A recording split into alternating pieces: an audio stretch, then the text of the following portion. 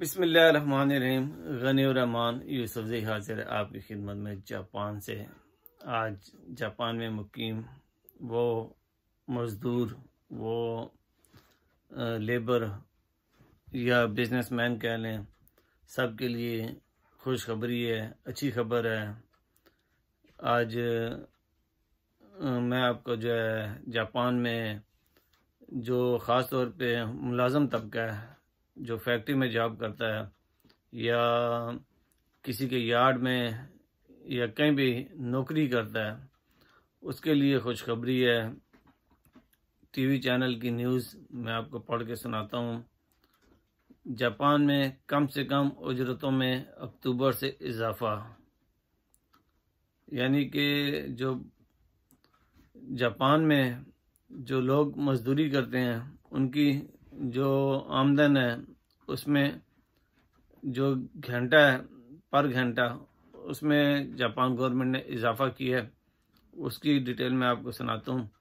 पर जैसे मैं हर वीडियो में रिक्वेस्ट करता हूँ कि जो लोग हमारे चैनल पे नए हैं, चैनल के सब्सक्राइबर भी बन जाएं, बेल आइकन भी प्रेस कर दें, ऑल वाला बटन भी दबा दें, ताकि मेरी हर वीडियो आपको बआसानी मिलती रहे। आपका ऐसे कुछ नहीं जाएगा, हमारा थोड़ा सा फ़ायदा हो जाएगा, थोड़ा सा खुशी होगी।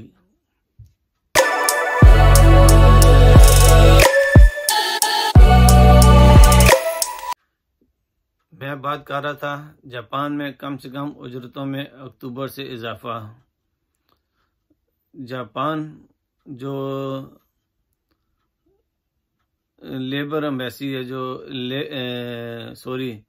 जो लेबर के कानून और लेबर की जो है ना मिनिस्ट्री है, उन्होंने अभी लेबर के लिए जो कोरोना की वजह से महंगाई हुई है, खाने पीने की अशिया और हर चीज़ में जो है ना थोड़ा सा कीमतें बढ़ी हैं, तो उसकी वजह से जापान गवर्नमेंट ने ऐलान किया है कि लेबर की तनख्वाह भी थोड़ी बढ़नी चाहिए। तो ये कहते हैं जी, बढ़ती हुई कीमतों के तनाज़ुर में जापान भर में अक्टूबर के आगाज़ से कम उजरतों में इजाफा हो रहा है, जबकि प्रीफेक्चरों यानी कि सूबों की अक्सरियत इस इजाफे पर इतवार के रोज़ से अमल दरामद कर रही है। हर साल हर कैन वजारत मेहनत के पैनल की तजवीज़ की बुनियाद पर अपनी उजरती सतह का फैसला खुद करते हैं, यानी कि हर सूबा हर साल अपने जो है ना इलाके की जो मजदूर की सैलरी या तनख्वाह, उसकी कमी पेशी खुद ही वो करते हैं। कौमी औसत फी घंटा उजरत बढ़कर 1004 यानी कि तकरीबन $6.60 हो जाएगी। पहले कम से कम 700-800 रुपये पर घंटा था एक आम मजदूर की फैक्ट्री में, वो बढ़ा के 1004 तकरीबन अमेरिकन जो है ना $6.60 पर घंटा हो जाएगी। ये गुज़िश्ता साल के मुकाबले में लगभग 30 का रिकॉर्ड बुलंद इजाफा होगा, यानी कि 30% ये इजाफा हो जाएगा। अगर 700 थी, अभी 1000 हो गया, और बाकी 30% जो है ना। टोक्यो में फी घंटा उजरत की सतह 1113 यानी कि $7.4 के साथ बुलंद तरीन है। ये सतह इवाते प्रीफेक्चर में 893 यानी लगभग $6 के साथ कम तरीन है। यानी कि जो इवाते कहना है, उसमें अभी भी मजदूर की जो पर आवर है वो 893 रुपया घंटा है, कम रेट है। बहुत छोटी और दरमियाने दर्जे की कंपनियों का कहना है कि उनके लिए इस इजाफे के साथ कारोबार जारी रखना मुश्किल है। यानी कि जो छोटी फैक्ट्री हैं या जिनका छोटा कारोबार है, वो कह रहे हैं कि अगर हम रेट बढ़ाते हैं, महंगाई भी है, तो हमें बिजनेस करने में दुश्वारी होगी, मुश्किल होगा। उनके लिए इस इजाफे के साथ कारोबार जारी रखना मुश्किल है, जबकि कारकुनान कहते हैं कि उजरत में ये इजाफा मुसलसल बढ़ती हुई कीमतों की तलफी के लिए काफ़ी नहीं है।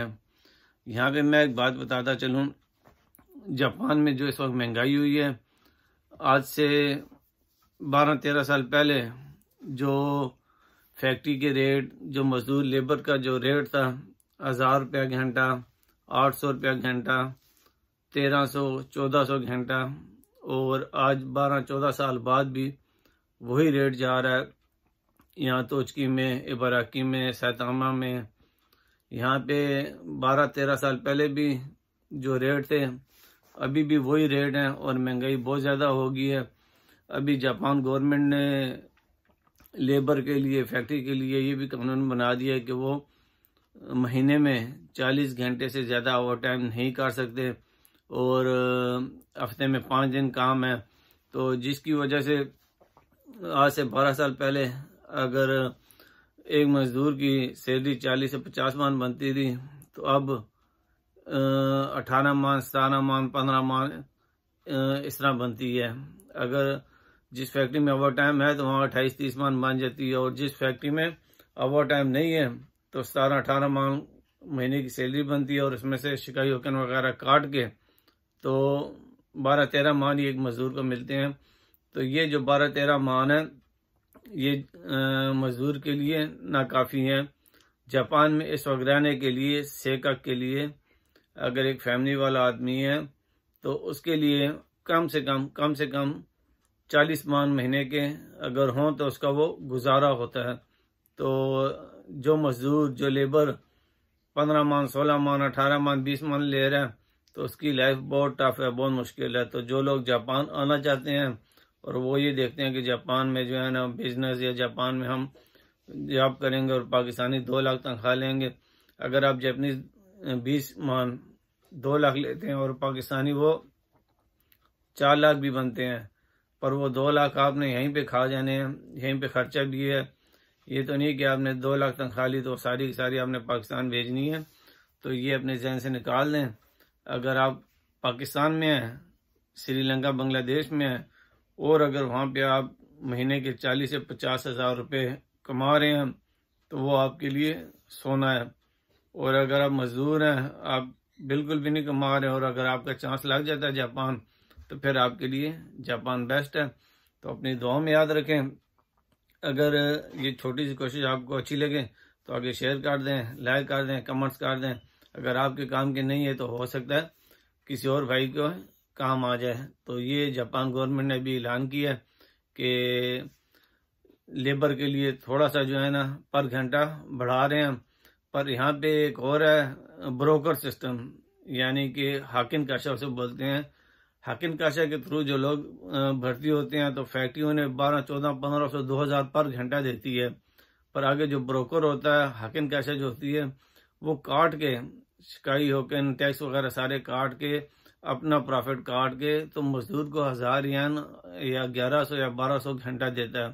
तो जापान गवर्नमेंट से, जो मेरे साथ जापानीज भी ऐड हैं, उनसे भी मैं, जो उर्दू भी समझते हैं और ट्रांसलेट करते हैं, उनसे भी रिक्वेस्ट करूंगा कि गवर्नमेंट से अपील करें कि हाकिम काशा का सिस्टम ख़त्म करें, ये ब्रोकर सिस्टम ख़त्म करें, डायरेक्ट फॉरनर को भी शाइन लें। जैसे कि जापानीज पक्के भर्ती होते हैं, ऐसे फॉरनर को भी लें और उनकी भी थोड़ी सी हौसला अफजाई हो, वो भी जापान के लिए काम कर रहे हैं।